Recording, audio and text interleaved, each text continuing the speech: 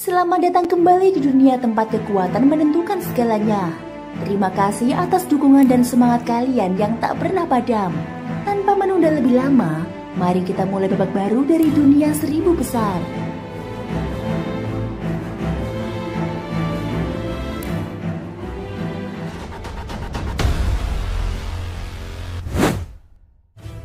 Di episode sebelumnya, Xiaoyan memaksa menyatukan 22 api surgawi di tangannya. Setelah perjuangan berat, dia berhasil menciptakan teratai pemusnah.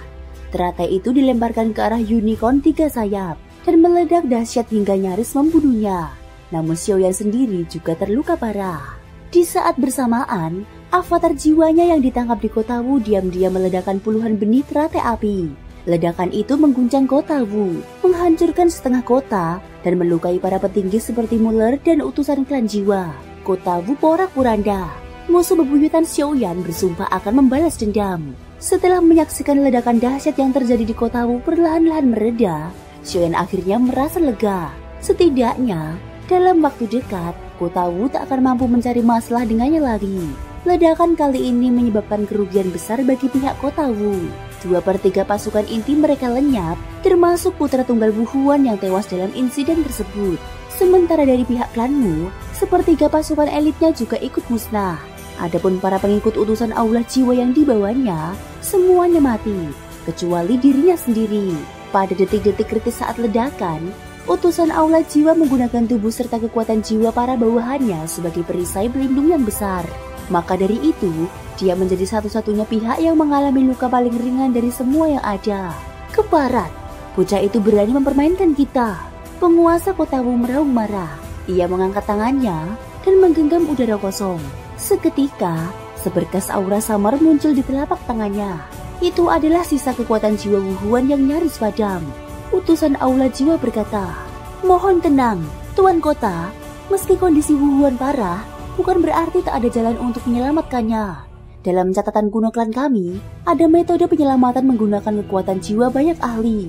Jika dilakukan dengan tepat, Wu Huan masih berpeluang untuk dilahirkan kembali." Penguasa kota Wu terkejut. Dia segera bertanya, "Apa kau yakin?"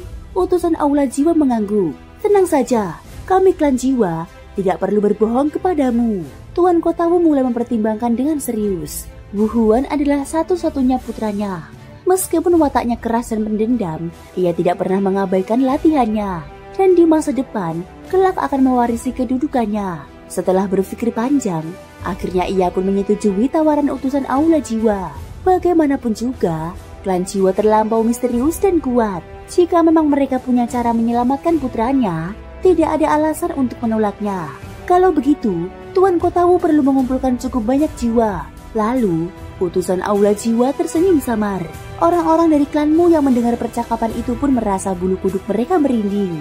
Mereka menyadari bahwa Kota Wu dan penatua jiwa tampaknya tengah menyusun sesuatu secara diam-diam. Di sisi lain, Xiaoyan yang sebelumnya telah menggabungkan 22 jenis kekuatan inti api surgawi dan menciptakan teratai pemusnah, merasa sangat puas akan kekuatan penghancurannya. Ia bahkan mengendalikan avatar jiwanya untuk menyerang kota Wu, memberikan pukulan balasan yang sangat mengerikan. Namun, bahkan kekuatan Xiaoyan pun tak mampu menanggung beban sebesar itu. Ia pun segera mencari gua tersembunyi di kedalaman pegunungan binatang ajaib untuk memulihkan diri. Di dalam sebuah gua dengan lebar 10 meter, Xiaoyan duduk bersila. Gabungan 22 jenis kekuatan inti api surgawi telah menguras hampir seluruh kekuatan jiwanya. Ditambah lagi dengan pengendalian avatar jiwa dari jarak jauh, membuat wajahnya pucat dan kekuatan jiwanya hampir habis. Untungnya, Xiaoyan masih memiliki banyak pil pemulih jiwa dan energi yang ia siapkan sejak awal. Maka, ia pun bisa menenangkan diri dan fokus memulihkan kekuatannya. "Xiaoyan, kau ini benar-benar nekat. Teratai pemusnah yang kau ciptakan terlalu mengerikan. Kalau bukan karena kekuatan jiwamu telah melangkah ke tingkat kaisar, mungkin nasibmu tak akan lebih baik dari unicorn 3 sayap itu," kata Raja Naga Emas yang perlahan melayang ke hadapan Xiaoyan. Xiaoyan hanya terkekeh. Baginya, gabungan kekuatan api surgawi adalah kartu as yang sudah terbukti efektif di benua Doki. Kini di benua Dodi, kekuatan tersebut tetap menunjukkan pengaruhnya. Tiba-tiba, Raja Naga Emas bergumam, "Gadis bergaun hijau tadi. Aura itu terasa familiar. Hanya saja aku tidak ingat kapan bertemu dengannya. Namun ada satu hal yang pasti, unicorn unicorn adalah hewan suci milik ras malaikat. Jika gadis itu memiliki unicorn 3 sayap, maka kemungkinan besar ia juga seorang ras malaikat dan dari status yang tidak rendah. Kalau begitu, kita tak perlu khawatir terhadap King Yuan. Di masa depan, kekuatannya mungkin akan menyaingi kekuatanmu.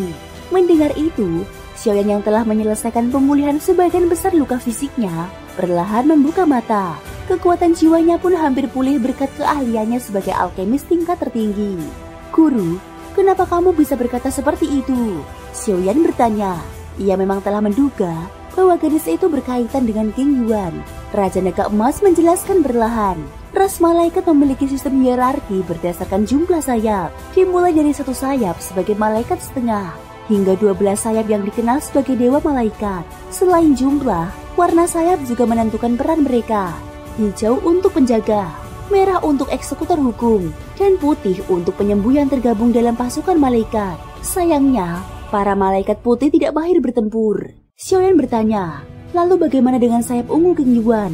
Xiaoyan tahu bahwa sayap King Yuan awalnya berwarna putih, namun setelah terkena pancaran bunga api penyembuh 7 warna, warnanya berubah menjadi ungu. Anehnya, warna itu seolah bukan berasal dari bunga itu, tapi memang telah ada sejak awal di dalam dirinya. Raja Naga Emas berkata, sayap ungu adalah simbol dari darah paling murni. Seorang malaikat bersayap ungu tak hanya memiliki kekuatan penyembuhan tingkat tinggi, tetapi juga menguasai kekuatan legendaris, seni kebangkitan jiwa. Di antara manusia, ia biasa disebut sebagai malaikat agung atau seorang dewa malaikat.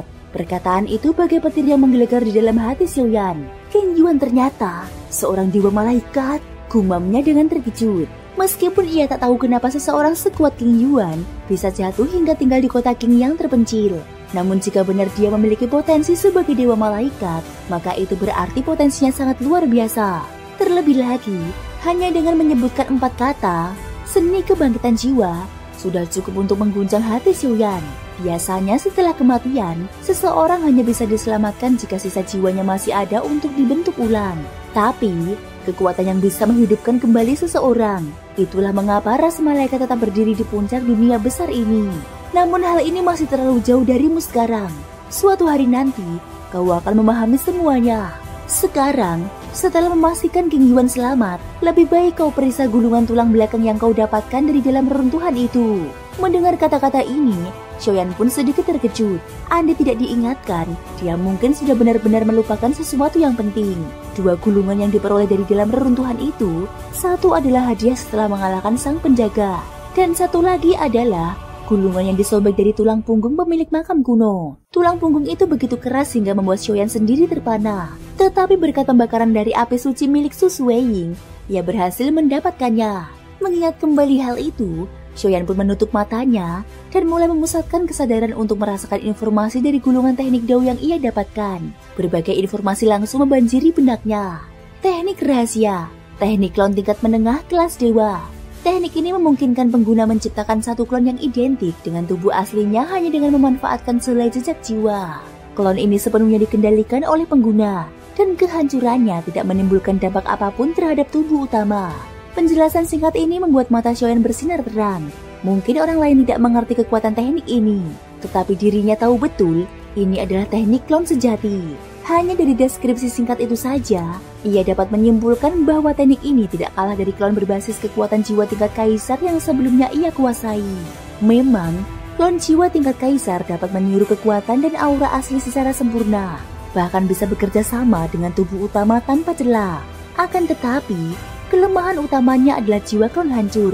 Kerusakan parah juga akan diterima oleh tubuh asli, bahkan bisa sampai melukai akar kehidupan. Teknik lain seperti gerakan 3000 petir yang ia pelajari sebelumnya hanyalah jenis teknik gerakan yang mempercepat tubuh, bukan menciptakan klon sejati, hanya efek bayangan semu.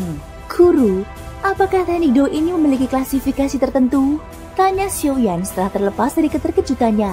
Raja Naga Emas pun menjawab pelan. Selain berdasarkan tingkatannya, teknik Dao diklasifikasikan menjadi 6 jenis utama. Teknik terbang, teknik gerakan, teknik rahasia, teknik serangan, teknik pertahanan, dan teknik penyegelan. Ia menjelaskan satu persatu. Teknik terbang umumnya berasal dari penyegelan sayap binatang ajaib tertentu, memungkinkan pengguna memunculkan sepasang sayap. Namun di benua Dodi, Para ahli di atas doang sudah bisa terbang tanpa teknik ini. Meski demikian, teknik ini tetap tergolong langka. Kemudian, keterampilan bertarung tubuh sama seperti gerakan 3000 petir yang kau latih. Keterampilan itu terkenal karena kecepatan atau beberapa teknik aneh. Keterampilan bertarung semacam ini dipraktikkan oleh hampir setiap orang kuat. Tetapi sejauh yang aku tahu, keterampilan bertarung tubuh yang paling kuat dapat menempuh jarak 1000 mil dalam sekejap. Sedangkan untuk keterampilan rahasia, itu dibagi menjadi keterampilan yang meningkatkan kekuatan dalam waktu singkat dan beberapa keterampilan bertarung aneh. Keduanya sangat mirip dengan 3 perubahan misterius api surgawi yang kau latih dan teknik klon di depanmu. Kemudian untuk keterampilan bertarung serangan, keterampilan itu terkenal karena serangannya yang sangat kuat. Sama seperti teratai musnah yang kau gabungkan dari banyak api di tubuhmu. Teknik pertahanan, seperti namanya, terkenal karena kekuatan pertahanan yang kuat. Ketika kekuatan pertahanan lebih kuat dari kekuatan serangan, serangan secara alami akan terpatahkan. Sedangkan yang disebut teknik penyegel, seperti yang kau lihat sebelumnya yang digunakan oleh 3 tetua klanmu. Dengan kekuatan individu atau beberapa orang, mereka mengisolasi suatu ruang. Di bawah teknik penyegel, teknik gerakan apapun tidak dapat digunakan. Jadi terjadilah adegan yang kau lihat sebelumnya. Mendengar semua penjelasan itu, Xiaoyan tidak bisa menahan diri untuk tidak bergumam. Ternyata ada begitu banyak jenis. Ketika masih berada di benua Doki, ia bahkan belum mengetahui klasifikasi sedetail ini. Karena sudah tahu, mari coba dulu teknik klon ini, kata Raja Naga Emas lagi. Jelas dia juga sedikit antusias. Xiaoyan mengangguk dan mulai menyalurkan dokinya, mengikuti informasi dalam teknik itu secara perlahan. Yang disebut teknik klon pada dasarnya mengandalkan kekuatan jiwa. Meskipun klon yang dihasilkan oleh teknik klon ini hanya bisa 1, Xiaoyan tidak merasa kecewa sedikit pun. Bagaimanapun, ini bisa sangat berguna di saat-saat kritis. Dan kematian klon ini tidak akan membuat kerusakan apapun pada tubuh utamanya. Setelah menetapkan tekad, ia segera mengerahkan kekuatan jiwanya. Setitik kekuatan jiwa mulai terkonsentrasi dan dimanfaatkan di bawah kendali presisi Xiaoyan, membentuk sebuah tanda cahaya jiwa seukuran bola mata. Namun, ketika hampir terbentuk sempurna, bang! Tanda jiwa itu hancur seketika. Xiaoyan mengerutkan kening. Jelas ia terlalu tergesa-gesa tadi. Ia pun mencoba lagi. Kali ini dengan hati-hati dan penuh kesabaran. Perlahan, tanda cahaya jiwa terbentuk kembali dan mulai menyatu dengan Doki. Saat tanda jiwa sudah mantap, ia melanjutkan ke tahap berikutnya, menggunakan Doki sebagai fondasi. Doki putih susu yang telah dimurnikan oleh mantra api muncul dari tubuhnya, lebih berkualitas daripada Doki biasa. Tanda jiwa sebagai pusat kendali dan Doki sebagai penopang. Kombinasi ini perlahan membentuk sebuah klon. Saat kedua unsur itu bersentuhan, mereka seperti musuh alami yang saling bertolak belakang. Namun di bawah kendali halus Xiaoyan, perlahan keduanya mulai menyatu. Lalu, sebuah sosok manusia muncul di hadapan Xiaoyan, wujud yang sangat mirip dirinya. Kau, makhluk apa yang sedang kau ciptakan ini? Raja Naga Emas tidak bisa menahan tawa. Xiaoyan pun menoleh, dan tatapannya membeku. Yang berdiri di depannya adalah seorang Xiaoyan, dengan tubuh tinggi besar dan gemuk, menatap dirinya dengan polos. Xiaoyan menjadi gemoy. Xiaoyan tercengang.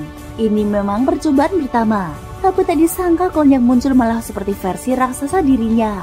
Dengan sedikit rasa kesal, Xiaoyan menatap sosok dirinya yang tambun di hadapannya, merasa cukup tak berdaya.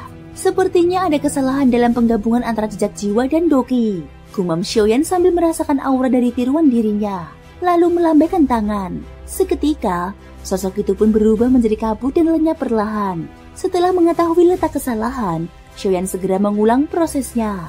Jejak jiwa berhasil dibentuk, kemudian Doki dalam tubuhnya ia tekan secara perlahan. Selanjutnya, jejak jiwa dan Doki mulai membelit satu sama lain.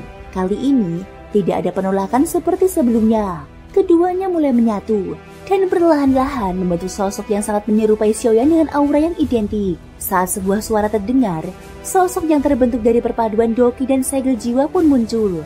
Namun yang muncul adalah Xiaoyan versi mungil dan pendek. Xiaoyan melirik sekilas dan tak terburu-buru, lalu kembali memulai prosesnya. Seperti pepatah lama, segala sesuatu itu sulit di awal. Hal ini terbukti benar. Demikian pula dalam melatih teknik pemisahan ini, dibutuhkan waktu dan kesabaran. Tidak ada yang bisa terburu-buru. Setelah beberapa kali kegagalan, seolah Xiaoyan telah memahami kuncinya. Tatapannya pun kembali tajam dan jernih. Memandang sosok manusia di hadapannya, Xiaoyan menatap dengan cermat. Ia akhirnya menyadari bahwa wujud tiruan itu memiliki penampilan dan aura yang identik dengannya. Berhasil, seru Xiaoyan dengan penuh kegembiraan. Jangan terlalu senang dulu. Meskipun kau berhasil, kau harus mengujinya. Jika hanya bagus secara penampilan, tapi lemah dalam kekuatan, itu sama saja bantal bordir indah tanpa isi. Raja Naga Emas pun berbicara dengan nada santai namun penuh perhatian. Xiaoyan mengangguk setuju. Ia pun menatap lekat sosok itu dan berkata pelan, "Serang aku." Begitu perintah keluar, sosok itu seperti hidup kembali. Tinju yang menyala dengan api berwarna putih susu pun meluncur cepat ke arah Xiaoyan. Melihat serangan yang begitu puas, Xiaoyan tersenyum puas. Meski tanpa ganas, ia tahu bahwa kekuatan tinju itu hampir setara dengan kekuatannya sendiri. Sepertinya benar-benar berhasil. Walau gagal berkali-kali sebelumnya, setidaknya ini berhasil. Dan yang terpenting, jika lawan memiliki kekuatan jiwa lebih lemah darimu, mereka tidak akan bisa melihat kelemahan dari tiruan ini. Raja Naga Emas berkata dengan puas. Xiaoyan mengangguk pelan dan bergumam. Lalu, bagaimana aku menyimpannya kembali? Dia sudah mencoba, tapi tiruan ini tidak bisa disimpan dalam cincin penyimpanan. Tepat ketika Xiaoyan menggerakkan pikirannya, mata tiruan itu menjadi redup, lalu berubah menjadi cahaya dan lenyap. Kemana perginya? Xiaoyan pun terkejut, lalu mulai merasakan secara mendalam. Dan tak lama kemudian, dia menyadari bahwa tiruan itu kini berada di dalam lautan jiwanya dengan tenang. Keluarlah. Dengan perintah Xiaoyan, klon itu juga muncul di depannya. Xiaoyan terperangah. Ia belum pernah mendengar bahwa lautan jiwa bisa menyimpan apapun. Selama ini, tempat itu dikenal sebagai bagian tubuh paling rapuh manusia. Bahkan tidak boleh terkena luka sedikit pun. Ini adalah sesuatu yang tidak kamu ketahui. Jiwa memang tempat paling rapuh. Namun setelah kekuatan jiwa ditempa dan tumbuh, ia akan berubah menjadi lautan jiwa. Dalam legenda, jiwa pada tingkat dunia abadi bisa mengubah segalanya dalam sekejap. Selama kamu menginginkannya, lautan jiwa juga bisa menampung keberadaan jiwa lain. Xiaoyan mengangguk. Ia akhirnya memahami segalanya. Beberapa menit kemudian, ia pun mengeluarkan sebuah gulungan berwarna kuning dari cincinnya. Begitu gulungan itu muncul, ia langsung merasakan gelombang energi aneh yang terpancar dari dalamnya. Xiaoyan mencoba membukanya, namun gagal berulang kali. Dengan alis berkerut, ia memunculkan api berwarna putih susu dari ujung jarinya dan perlahan membakar permukaan gulungan tersebut. Namun meski dibakar dengan api sekuat itu, gulungan tersebut tetap tak bergeming. Xiaoyan pun menarik kembali apinya dan kali ini mengerahkan kekuatan jiwanya secara penuh. Ras naga emas yang melayang di udara juga mengamati gulungan itu. Ia bergumam, "Aneh. Mengapa aku merasakan aura yang begitu familiar?" Meski Xiaoyan telah mengerahkan kekuatan jiwa secara besar-besaran, gulungan itu tetap tertutup rapat. Ia pun menghela nafas, lalu mulai memeriksa gulungan tersebut secara teliti.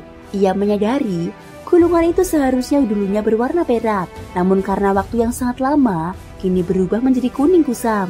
Di permukaannya terdapat satu benang halus yang melilit erat, namun justru benang itu membuatnya kesulitan membuka gulungan ini. "Aku tahu cara membukanya." Suara Raja Naga Emas tiba-tiba terdengar. Xiaoyan juga menatap Raja Naga Emas yang melayang di udara dengan penuh minat. Sebenarnya, membuka benda ini cukup sederhana.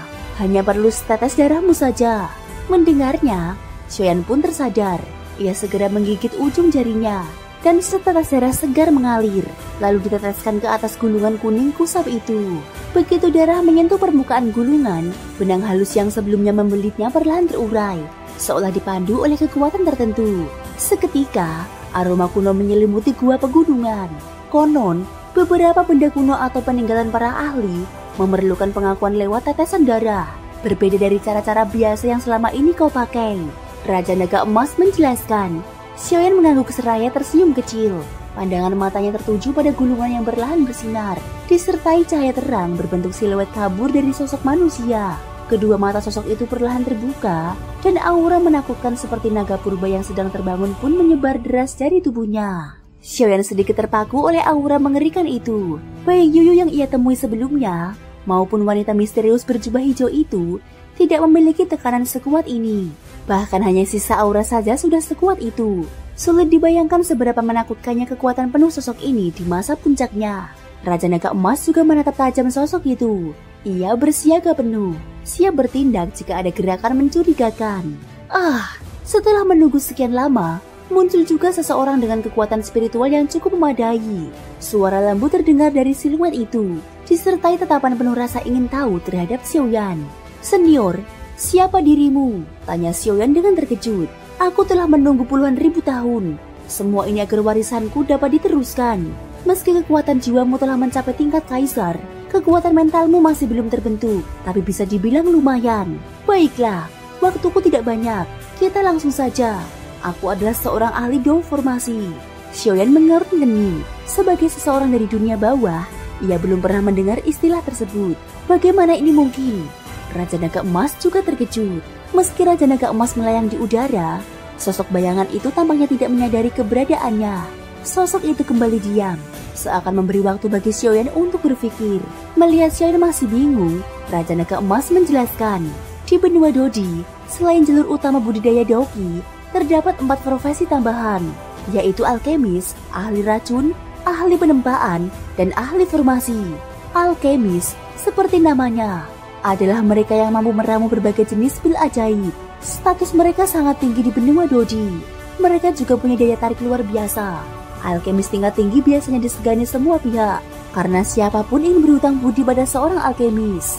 Jika suatu hari membutuhkan bantuan, mereka bisa minta tolong untuk membuat pil. Sebab, mendapatkan pil tingkat tinggi tanpa bantuan alkemis adalah hal yang amat sulit. Namun, menjadi alkemis sangatlah sulit. Rata-rata orang hanya memiliki 1 atribut, sementara alkemis harus memiliki 2. Salah satunya wajib beratribut api, dan dalam tubuhnya harus terkandung sedikit energi kayu sebagai katalis. Selain itu, ia harus memiliki kemampuan persepsi jiwa yang luar biasa. 3 syarat utama menjadi alkemis: bahan, api, dan persepsi jiwa. Bahan adalah segala jenis tumbuhan langka. Api bisa berupa api doki, api binatang, dan yang terbaik adalah api surgawi, penguasa semua api, atau bahkan api suci, penguasa langit dan bumi. Kemudian ahli racun. Ilmu racun dalam profesi ini menyatu dengan teknik kutukan dan kendali serangga dari wilayah selatan. Terdapat 2 cabang, ahli racun dan ahli kutukan. Ahli racun menguasai seni meracuni, membunuh dengan racun aneh, dan mematikan secara tak kasat mata. Sementara ahli kutukan menggunakan teknik khusus untuk menyembuhkan dan memperpanjang hidup. Mereka juga dapat mengendalikan 5 jenis serangga legendaris: kalajengking suci, katak giok, ular roh, lipan angin, dan laba-laba langit. Semua merupakan rahasia turun-temurun yang tak diwariskan sembarangan. Lalu untuk ahli penempaan adalah mereka yang menggunakan kekuatan sendiri untuk menempa senjata suci. Konon, mereka mampu menggabungkan kekuatan alam dan menciptakan rune misterius. Karena setiap rune punya struktur dan kekuatan unik, jika satu rune tertanam di senjata, maka daya tahan dan ketajamannya bisa meningkat ke tingkat yang luar biasa. Senjata suci dan legendaris konon diciptakan oleh para ahli penempaan, sedangkan ahli formasi pertempuran hanya ada pada zaman kuno. Aku sendiri sudah bertahun-tahun tidak melihat satu pun, tapi bisa dipastikan di antara keempat profesi itu, yang terkuat tanpa ragu adalah ahli formasi pertempuran. Raja Naga Emas terus menjelaskan kepada Xiaoyan. Mendengar itu, Xiaoyan pun akhirnya mengerti. Tak heran jika profesi itu disebut ahli formasi pertempuran. Di dalam reruntuhan, mereka memang menghadapi banyak sekali rintangan formasi. Yang disebut ahli formasi pertempuran adalah mereka yang menggunakan kekuatan dalam tubuh untuk mengaktifkan formasi spiritual, yang bisa menjadi alat serangan maupun pertahanan. Formasi ini harus diukir dengan rune inti. Semakin kuat formasinya, semakin banyak rune inti yang dibutuhkan. Namun begitu diaktifkan, kekuatannya sangat luar biasa. Namun meski kuat, dasar utama untuk menjadi ahli formasi pertempuran adalah kekuatan mental. Kekuatan mental, Xiaoyan tampak bingung. Ia hanya tahu soal kekuatan jiwa, tapi belum pernah mendengar istilah ini sebelumnya. Wajar saja, ini semua rahasia kuno. Tidak heran jika kamu belum tahu. Namun kekuatan jiwa dan kekuatan mental adalah 2 hal berbeda. Ibarat tangan kiri dan tangan kanan. Kekuatan jiwa adalah tangan kiri, sementara kekuatan mental adalah tangan kanan. Keduanya saling melengkapi. Kali ini sepertinya kita benar-benar menemukan harta karun. Raja Naga Emas pun tersenyum. Mendengarnya, mata Xiaoyan langsung melebar. Ia menatap tajam ke arah bayangan samar di hadapannya. Xiaoyan benar-benar terkejut. Ia tak pernah menduga bahwa ada profesi seajaib ini. Di benua Doki, ia bahkan belum pernah mendengar soal ahli penempaan dan ahli formasi pertempuran.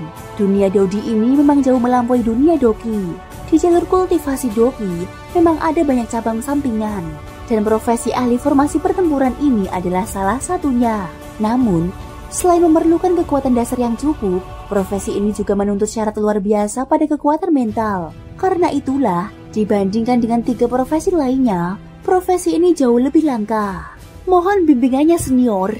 Setelah merenung sejenak, Xiaoyan pun mengepalkan tangan dengan hormat dan berkata dengan penuh kesungguhan, "Thank you guys sudah mendengarkan ceritaku di episode kali ini sampai akhir. Ikutin terus kelanjutan episode berikutnya ya. Semoga hari kalian menyenangkan. Sampai jumpa dan bye-bye."